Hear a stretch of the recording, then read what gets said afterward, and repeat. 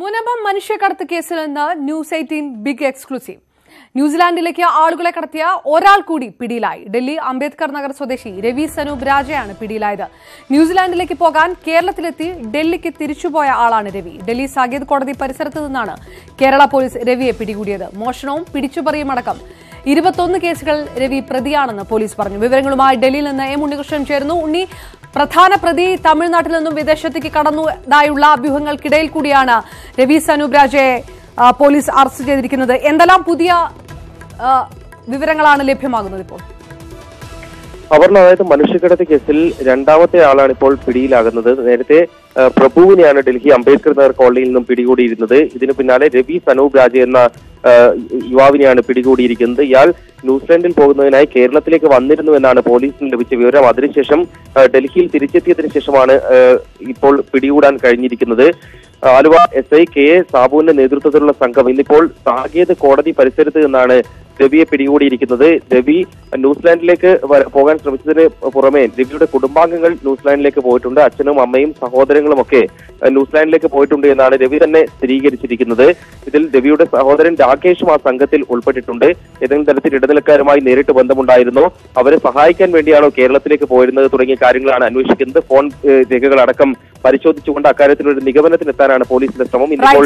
M ഉണ്ണികൃഷ്ണനാണ് വിശദാംശങ്ങൾ നൽകിയത്. മനുഷ്യക്കടത്ത് കേസിൽ ഒരാൾ കൂടി പിടിയിലായിരിക്കും. കുടുംബത്തിൽ എല്ലാവരും ന്യൂസിലാൻഡിലേക്ക് പോയ സംഘത്തിലുണ്ടെന്ന് പ്രതി രവി സനൂപ് രാജ. അവർ അവിടെ എത്തിയോ എന്നറിയില്ലെന്നും രവി ന്യൂസ് 18 പ്രതികരിച്ചു.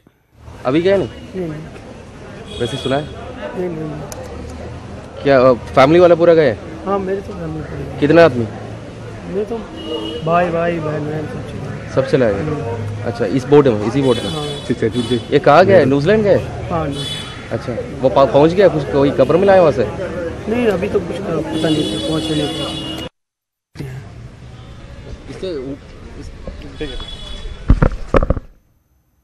ന്യൂസിലൻഡിലേക്ക് കടത്തിയവരിൽ 12 ദിവസം പ്രായമായ കുട്ടിയും സംഘത്തിൽ ഉൾപ്പെടുന്നു. യാത്രയ്ക്കായി കൊച്ചിയിലെത്തിയ ശേഷം പ്രസവിച്ച ഡൽഹി സ്വദേശിനിയുടേതാണ് കുട്ടി. ചോറ്റാനിക്കര ആശുപത്രിയിലെ ജനന രേഖകളും കുടുംബം ചികിത്സ തേടിയതിന്റെ ദൃശ്യങ്ങളും ന്യൂസ് 18 ലഭിച്ചു.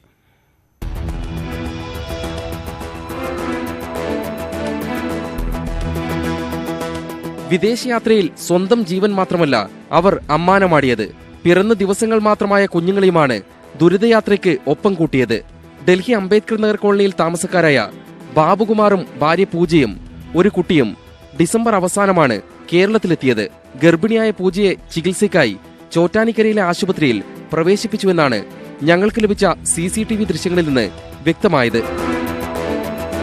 ജനുവരി 1 ഉച്ചയ്ക്ക് 1:10 ഇവർക്ക് പെൺകുട്ടി ജനിച്ചു.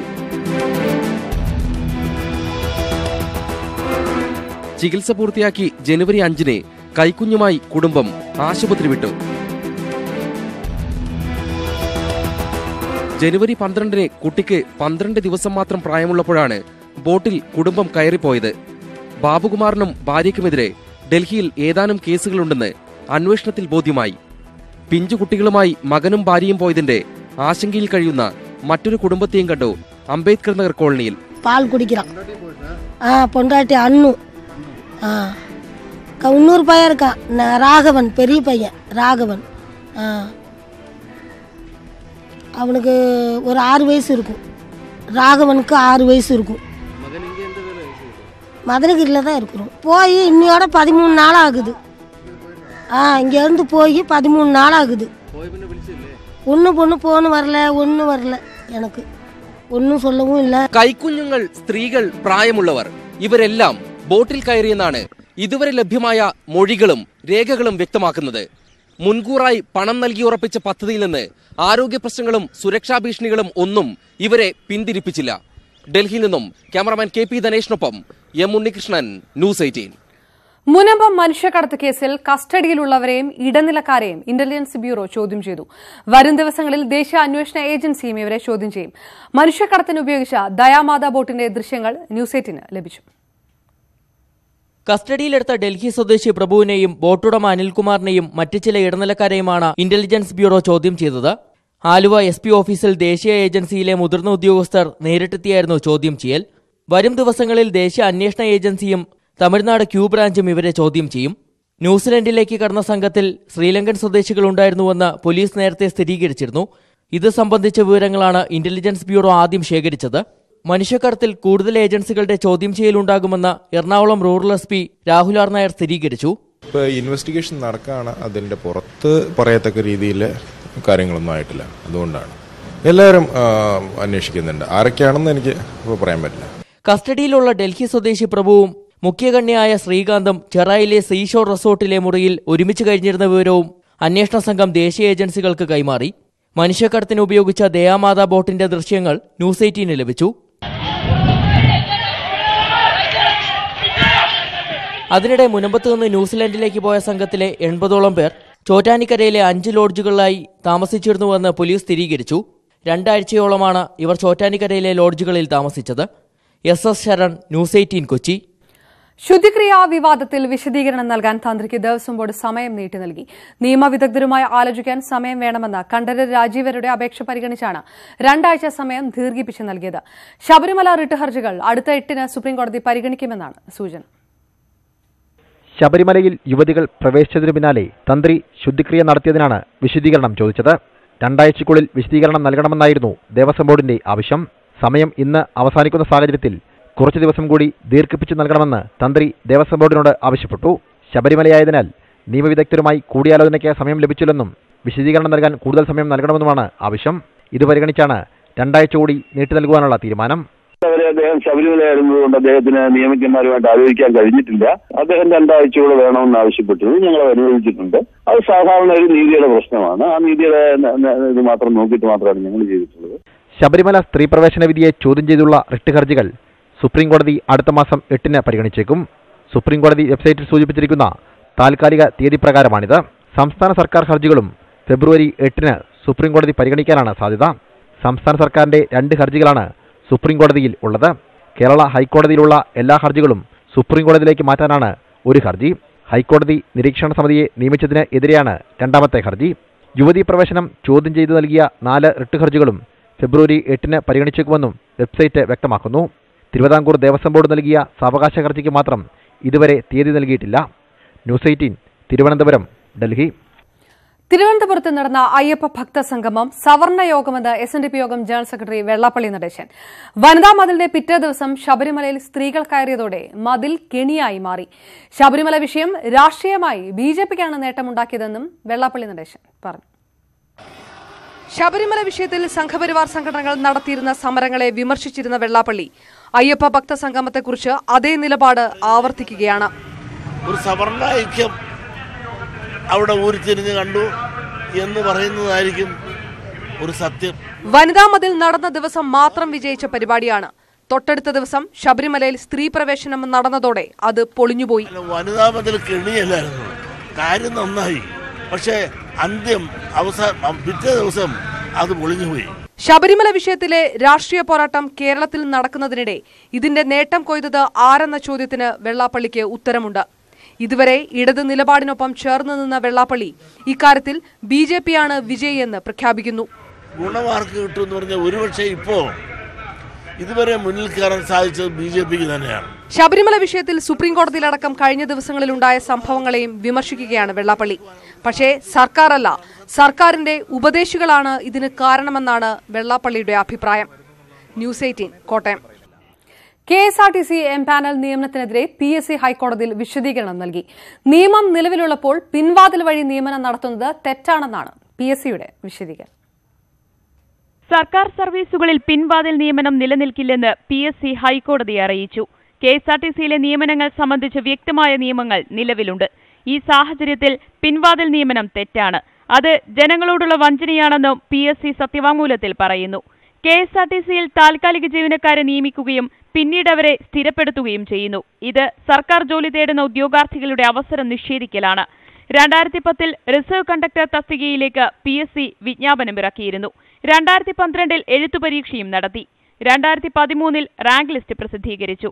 അന്ന് 9378 ഒഴിവുകളുണ്ടെന്നായിരുന്നു PSC അറിയിച്ചത്. എന്നാൽ പിന്നീട് KSRTC MD അത് 3808 ഒഴിവുകളാക്കി വെട്ടിക്കുറച്ചു. ഇക്കാര്യത്തിൽ PSCയുടെ അതൃപ്തി KSRTC അറിയിച്ചിരുന്നു.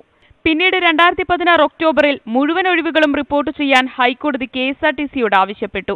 എന്നാൽ നിലവിലുള്ള റാങ്ക് ലിസ്റ്റിന്റെ കാലാവധി അവസാനിച്ച ശേഷം 2017 മാത്രമാണ് KSRTC ഒഴിവുകൾ റിപ്പോർട്ട് ചെയ്തതെന്നും PSCയുടെ വിശദീകരണത്തിൽ പറയുന്നു.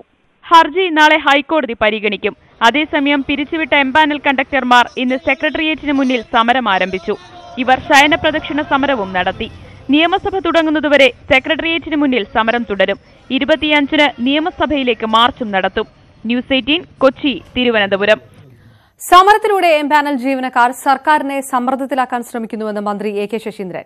കേസ് കോടതി പരിഗണിക്കുന്ന സമയത്ത് തന്നെ സമരം തുടങ്ങേണ്ടിയിരുന്നു എന്ന് സമരം നടത്തുന്നവർ ആത്മപരിശോധന നടത്തണം. ജീവനക്കാരുടെ സമരം സർക്കാരിനെ സമ്മർദ്ദത്തിലാക്കാനാണെന്ന് കോടതി വ്യാഖ്യാനിച്ചേക്കാം. ജീവനക്കാരുടെ സങ്കടം ന്യായമാണെന്നും മന്ത്രി പറഞ്ഞു.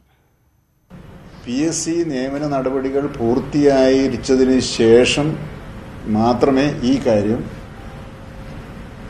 പരിഗണിക്കാൻ സാധിക്കുകയുള്ളൂ. അല്ലാത്ത പക്ഷം അത് ഇപ്പോഴുള്ള ഉത്തരവിന് വിരുദ്ധമായി തീരുമെന്ന ഒരു നിഗമനത്തിലാണ് അവർ എത്തിച്ചേർന്നത്. നിയമത്തിന്റെ പരിധിയിൽ നിന്നുകൊണ്ടും കോടതി വിധികളുടെ ലംഘനമില്ലാതെയും എങ്ങനെ സാധിക്കുമെന്ന ഒരു ശ്രമം തന്നെയാണ് നടത്തേണ്ടത്. ശബരിമല സർവീസുകൾ വഴി KSRTCക്ക് ഇക്കുറി റെക്കോർഡ് വരുമാനം 45 കോടി രൂപയാണ്. മണ്ഡല മകരവിളക്ക് കാലത്തെ സർവീസുകളിൽ നിന്ന് ലഭിച്ച വരുമാനം മുൻവർഷത്തെ അപേക്ഷിച്ച് 3 ഇരട്ടി വർധനവാണ് വരുമാനത്തിലുണ്ടായത്. പമ്പ നിലയ്ക്കൽ ചെയിൻ സർവീസ് വഴിയാണ് KSRTCക്ക് ലോട്ടറി അടിച്ചത്. 31.2 കോടിയാണ് ചെയിൻ സർവീസ് വഴി മാത്രം വരുമാനം. സ്വകാര്യ വാഹനങ്ങളെ പൂർണ്ണമായും ഒഴിവാക്കി KSRTC ബസ്സുകൾ വഴി മാത്രമാണ് ഇത്തവണ നിലയ്ക്കൽ നിന്നും പമ്പയിലേക്ക് തീർത്ഥാടകരെ എത്തിച്ചത്. പമ്പയിൽ നിന്നുള്ള ദീർഘദൂര സർവീസ് വഴി 14 കോടിയും KSRTC നേടിയെടുത്തു. മുൻവർഷം ശബരിമല സർവീസുകളിൽ നിന്നും ആകെ വരുമാനം 15 കോടിയായിരുന്നതാണ് ഇത്തവണ 45.2 കോടിയായി വർദ്ധിച്ചത്.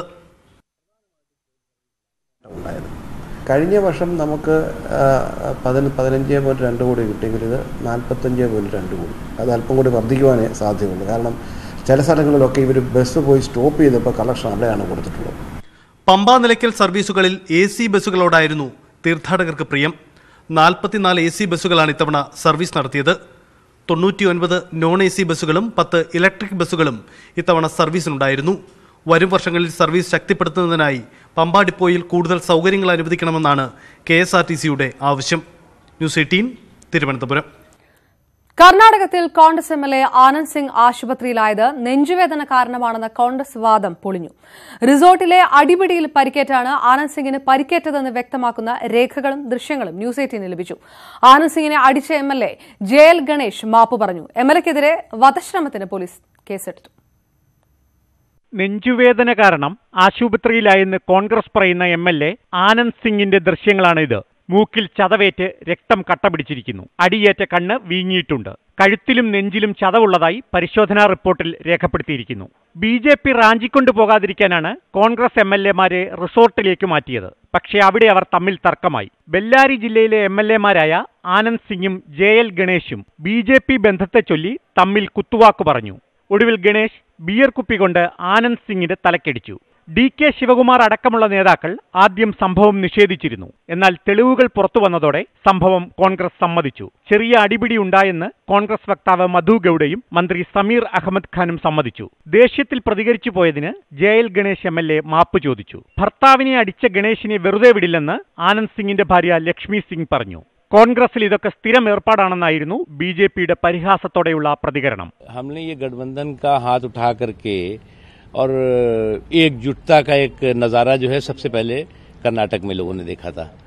अब इस गठबंधन की में सिर्फ टॉवल हो रही है तो इसका अंदाजा आप आसानी से लगा सकते हैं कि जब रात है इतनी मतवाली तो सुबह का आलम क्या हो. News desk news 18. ലിംഗായത്ത് പരമാചാര്യനും തുങ്കൂർ സിദ്ധഗംഗ മഠാധിപതിയുമായ ശിവകുമാരസ്വാമി അന്തരിച്ചു. 111 വയസ്സായിരുന്നു.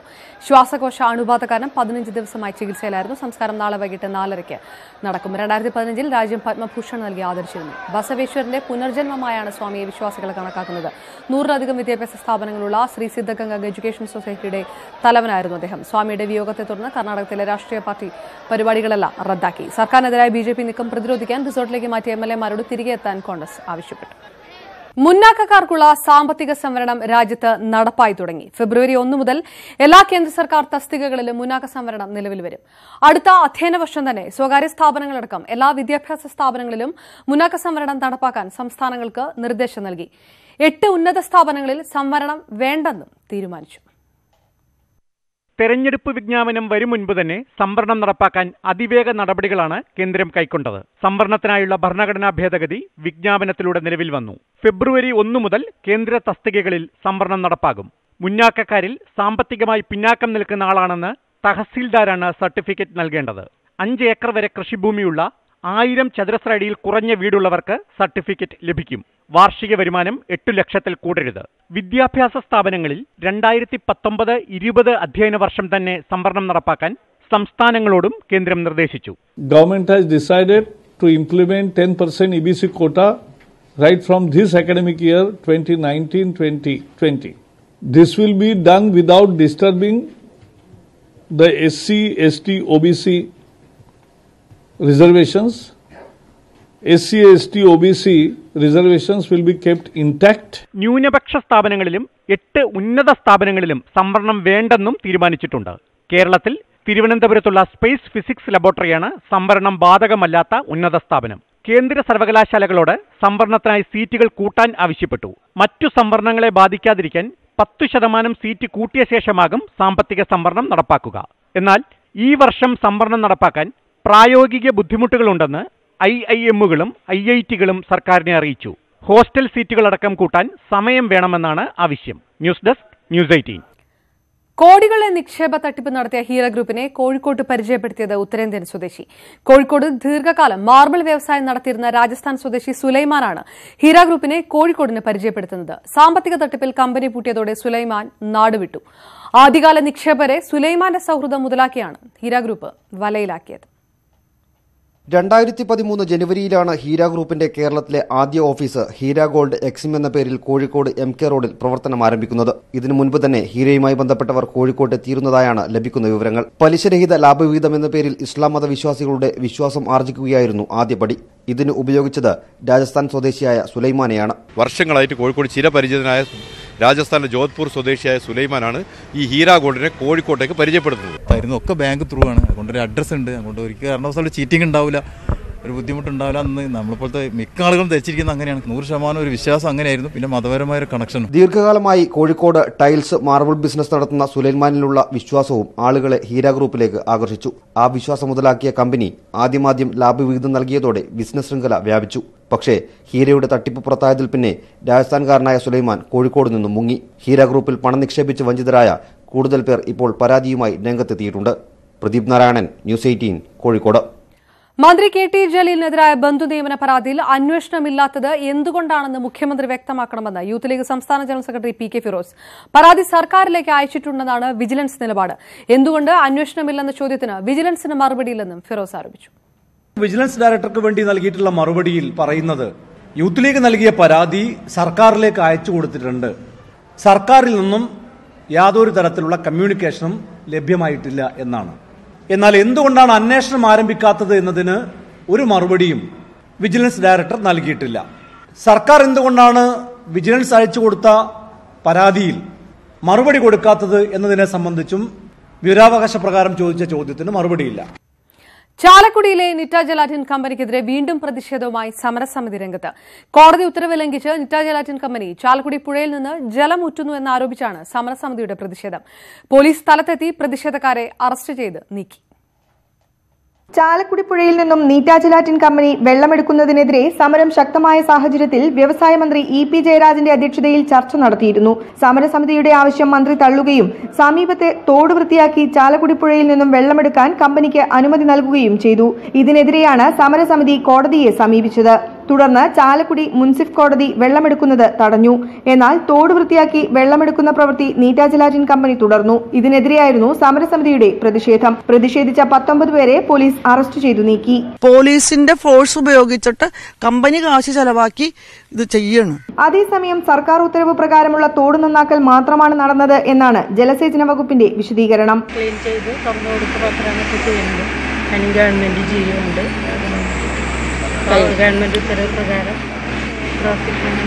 കമ്പനിയിലേക്ക് പുഴവെള്ളം ശേഖരിക്കുന്നതിനുള്ള അനുമതി പഞ്ചായത്ത് തലത്തിൽ നേരത്തെ റദ്ദു ചെയ്തിരുന്നു. ന്യൂസ് 18 തൃശൂർ. പ്ലാച്ചിമട വീണ്ടും സമരഭൂമിയാകുമോ?